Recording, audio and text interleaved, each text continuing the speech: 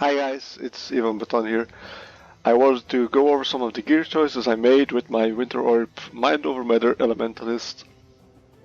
I started with it as a League starter. There were not really any guides for it. It was a new skill. We didn't really know where it was going. It looked like a great League starter, a great mapper. It is a great League starter and a great mapper. The surprising bit is that you can actually scale it very well into endgame. I've killed Uber Elder, Shaper, and Uber Elder countless, Uber Aziri countless times. The only fight that gives you a bit of an issue is Uber Aziri because of the way of how Winter Orb works. The thing with Winter Orb is that it builds up into stages, as you can see right here, and during the reflect phase of Uber Aziri, this becomes a bit of an issue because it randomly targets anything that is available to attack, so you have to make sure that it is not up when the mirror images spawn because you will insta-give yourself on the reflect one. So Uberziri is a real pain. I would not suggest farming it with this build. It's possible, it's not fun, it's really frustrating. But Shaper, Uber Elder, even delving past 300 to 600, I'm not sure how deep exactly you can go because after all you are still a bit squishy elementalist. You are not a juggernaut. You are not a occultist. It's not ideal for delving, but you can get fairly far. But for Uber Elder, I started out doing maybe runs of 5 to 7 minutes. I'm now at 3 minutes or 3:30 minutes when I kill him, which is surprisingly effective for a spell build. A non-crit spell build, which doesn't scale with any of the ridiculous Shaper mods. It's very basic gear actually, very easy to acquire. So I will go over some of the gear choices I have made. Now, the thing is, you need two things. You need a lot of extra gem levels. And the second thing you need for Uber Elder is +5 to max cold resist. Now, there are several ways to get this. The +5 to cold resist and the extra gems. The +5 to max cold resist you can get by getting Kaltenhalt, which is an extremely cheap buckler. You may have found it several times yourself and actually trashed it, but it's fairly useful for the fights. It also increases your movement speed, which helps moving around all the Shaper balls. They come in flux and they keep coming, so this one really helps. The other option is Purity of Ice. The issue with Purity of Ice is that this is a Mind Over Matter build, so you use your mana to soak up damage, and Purity of Ice takes up a lot of your mana, so it's, in my opinion, not worth using. I would certainly, if you were deciding between either Kaltenhalt or Purity of Ice, I would 100% go for Kaltenhalt. The third option is to use a Lore Weave. A Lore Weave which would also give you 80% to all max resist, which is ideal for the Uber Elder fight because it's actually a lot of the damage is mixed damage except for the Elder spikes and most of the Elder attacks, which are almost entirely cold damage except for I think the slam. I'm not sure about that one. So another option is to actually go Lore Weave. Now, the issue if you go Lore Weave is that, as you can see here, my item has +2 to level of socket at AoE gems and +1 to level of socket at gems. Now this was very cheap. This one was 1 exalt. The only problem with Skin of the Loyal is to get the right colors. So you can get this for very cheap. You don't need 3 blue or 3 green because you could just as well remove control destruction and take up hypothermia, so you get 4 green and 2 blue. Or you could remove cold penetration and take up efficacy, which means you have 4 blue and 2 green. So there are 3 options you can go for. Either one of those might be available for you to buy or to get some way. It's not that easy to get. It's cheap if you can get it, but it's not that easy to get. The thing with Lore Weave is you can't really get this on Loreweave. You can get the +2 to level of socketed AoE gems as a corrupt. But that is very difficult to get. Even if you get it, it is extremely expensive because not that many people are corrupting their Loreweaves, let alone corrupting it and actually hitting that corrupt with the exact color of gems you are using. So if you're not using Skin of the Loyal, what I would suggest is you use a Loreweave. It's an uncorrupted Loreweave. You don't 6-link it. You don't need to 6-link it because you will use these links, these 3 here and these 3 here. So it has to be 6-socketed, which it always is, but it doesn't have to be 6-linked. Instead of using Skin of the Loyal, you can then use a staff which also can have +2 to cold damage, cold support, cold gems, and +1 to regular gems, which might actually give you more damage than my Skin of the Loyal, because my Skin of the Loyal only boosts my Winter Orb to level 24 and my concentrated effect to level 24. The other gems are only boosted to level 22.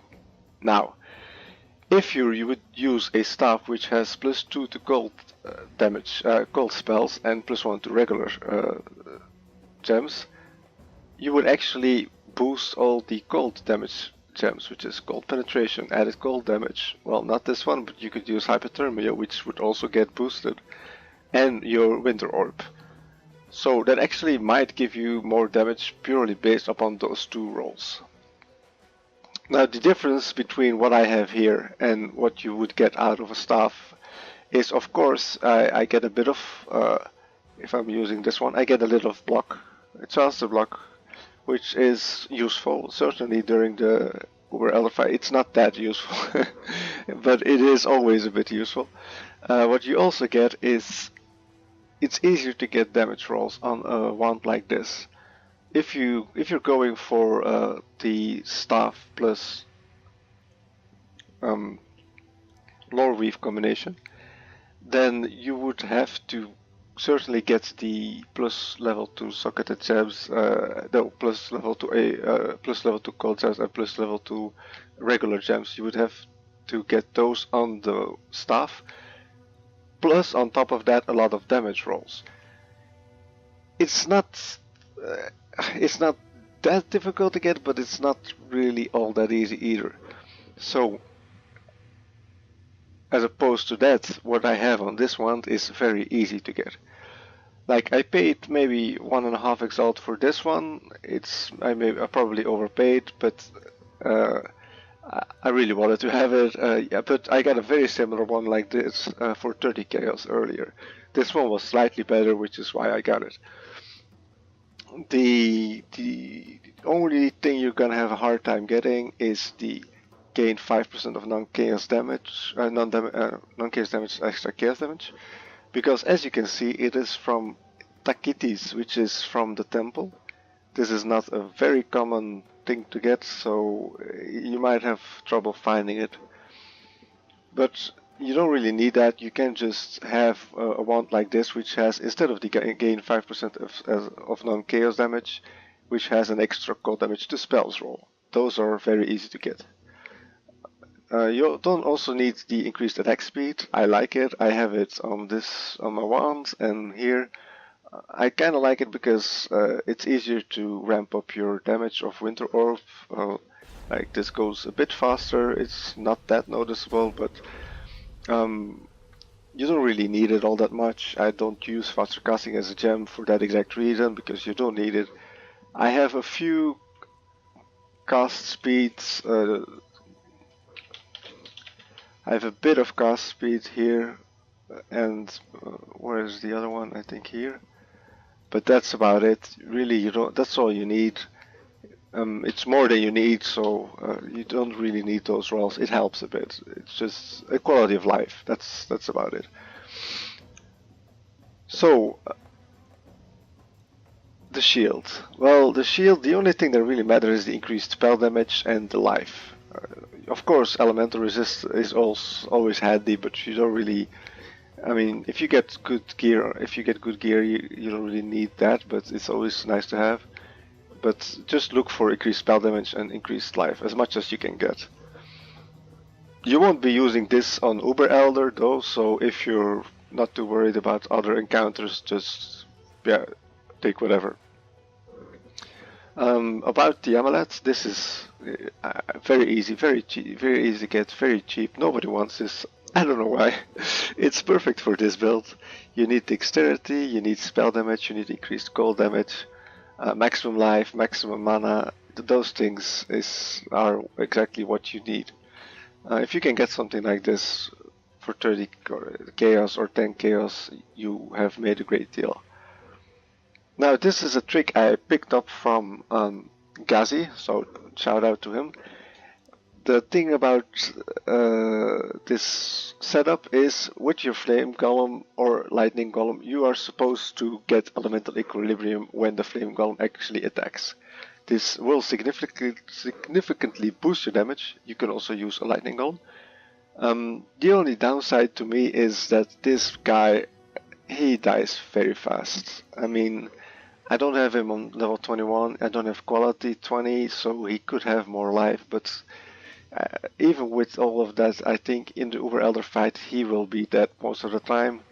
You can use it during certain phases to burst down, for example, Shaper, when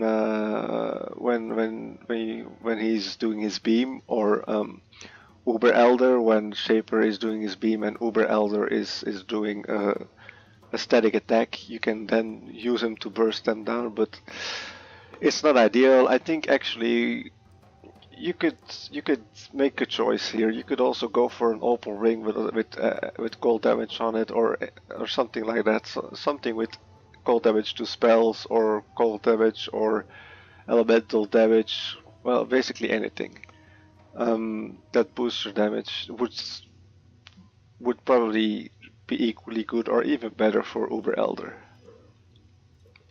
Now an important part here is this ring. The way you leech with this build is you use Warlord's Mark on hit. Now the easiest way to get this is on a ring like this. It's an Elder base, preferably high item level, so you can get a high level Warlord's Mark. But it's not very easy to get. This took me a lot of alterations, a lot of attempts. Especially to get the life on it. The increased gold damage I obviously crafted. You could also craft increased damage. It's slightly higher, it's just more expensive. I didn't want to give the money towards it. It's, I think, I'm not sure, 4% extra. Let me check. Up. Yeah, it costs 1 exalt, and only if you get a good roll, it's really not that big of a difference. It's the same type of modifier. I've checked in POB. The 5 elemental resistance, I actually slammed on it. Maybe not what I was hoping for, but it's not bad. Yeah, the thing about the Warlord's Mark on hit, it's not that easy to get here.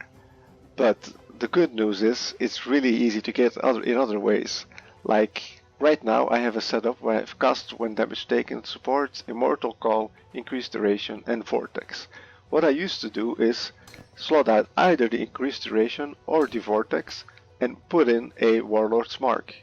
You have to make sure that it has a low level though, because you want it to proc together with immortal call and cast when damage taken. The only downside is that it only really works when you're being hit. So the difference is this is already leeching when you're not being hit and you're fighting. This one will only proc after you first get hit, so it's a bit riskier, but it still works perfectly. The other option I used, which I actually used in my first few Uber Elder kills when I still had really bad gear, I actually had a Tabula Rasa, which is another great early option instead of Skin of the Loyal. A Tabula Rasa with +2 to level of socketed AoE gems is perfect for this build. I actually used Herald of Thunder. I used Herald of Thunder slotted with Warlord's Mark. Now, I know what you're thinking, why in God's name would you do that? But it actually, because you have you have reduced mana reservation of Herald skills, it actually works quite well. You don't lose that much mana, and it procs frequently, so it actually worked wonders for me in the Uber Elder fight. So if you can't get this, either get it on cast 1 damage taken or get it on Herald of Thunder. It's really up to you. Now this is actually surprisingly easy to get in my opinion. The adds 25 to 31 cold damage on the fingerless silk gloves. You just need the fingerless silk gloves as a base for the increased spell damage. Then you need a frigid fossil, a pristine fossil. The pristine fossil, make sure you get the life. And I forgot the name of the last one. It's the elemental one. I'm out of fossil, but I may have one. No, it's not. No, never mind. Well, it's the one with elemental modifiers. If you use those 3, you have a chance of getting this one. And actually, I hit it on my fourth try, and I'm pretty happy with these gloves. Now the boots just get life and resist on it. I got 35% decreased movement speed because I want to move fast when I'm mapping. You don't really need that. Just get anything above 20% movement speed if you're short on cash. The enchant is actually, I was actually farming the cold damage enchant. There is an enchant which gives you which adds cold damage to your attacks and spells if you, I think if you've been hit recently. I'm not entirely sure, but I was actually farming that one with twice enchanted. It should be really easy to get. I just happened to hit this one, which is the rarer one of the 2, and it made my boots more valuable, so I decided to keep it. But the other one should be very easy to farm and very easy to get. For the belt, just get a Stygian Vice. Preferably either with 20 increased damage crafted on it, or if you want, it's more difficult to get with the right resists. I got this one because I needed those resists, but you can also get one with 30% increased elemental damage. You can craft those or buy those. You need the Stygian Vice to slot in a Abyss Jewel. You don't need it, but it gives you a lot of extra damage, preferably with good cold damage to spells rolls and cold damage to spells while holding your shields rolls, and a bit of life. My life roll is a bit lower, that's okay. I was going for the damage rolls. This one still was 2 exalt, so you might have to go a bit lower if you're short on cash. For flasks, well, these ones are self-explanatory. I don't want to freeze. This one's astonishing, just for life. This one is my panic button. You don't need this. If you want more damage, just take a Dying Sun. If you want to move fast, just take a second Quicksilver. Seer's Promise is self-explanatory, and another Quicksilver of Warding. Now, for Pantheons, I'm using the Soul of the Brine King upgraded when I'm mapping. Now the thing is, you could also use this for Uber Elder if you fully upgrade it, and then you don't really need to use Comb's Roots with the 50% reduced effect of Shield on you. But I think Comb's Roots is superior. So what I do when I'm doing Uber Elder is I use Soul of the Lunaris, sorry. This has 10% chance to avoid projectiles and 5% chance to dodge attack and spell hits if you've been hit recently. This may not seem like a lot, but it really helps during the fight. So what I do use during Uber Elder is Comb's Roots and Kaltenhalt. Now, obviously you lose some gem slots when you're using Comb's Roots, so how do you fix it? Well, this setup here, Enlighten, Icebite, Onslaught, and Herald of Ice, this is what I use for mapping. You don't really need this when doing Uber Elder. You just need the Herald of Ice for the added damage and the explosions. So what I do is I make sure I have one white socket on my wand. I remove the righteous fires. It has to be unlinked, by the way. Well, it doesn't have to be. It's just better. I remove it. I exchange it for Herald of Ice. I put the righteous fire in my buckler instead of the Arcane Surge, which I don't use for Uber Elder. Phase run, increased duration. So I also have my Righteous Fire and increased duration combined. Now, the issue I have right now is that, well, it's not really an issue. I have a helmet which Sucker Gems are supported by level 18 hypothermia. So ideally when I'm mapping, I want my Ice Bite in my helmet. But this means that when I'm doing Uber Elder, I need this setup: cast 1 damage taken, Immortal Call, increased duration, and Vortex. I need that in my helmet, which is a bit of a problem because they are totally different colors. So what I did is I went with 3 white sockets, so I can just slot in the red ones, and well, the blue one can go in there. So I can use my helmet with both setups, which is ideal because it's a really good helmet. You're likely not gonna have this helmet, especially not with the level 18 hypothermia, so it's actually a lot easier for anyone else. You can simply make sure you have this setup in your helmet. It doesn't have to be white sockets, and use your boots when leveling. Use boots like these when leveling. And then when you go to Uber Elder, just switch it out, take out all the gems, put in Herald of Ice in here, and voila, you're good to go. It's easy as that.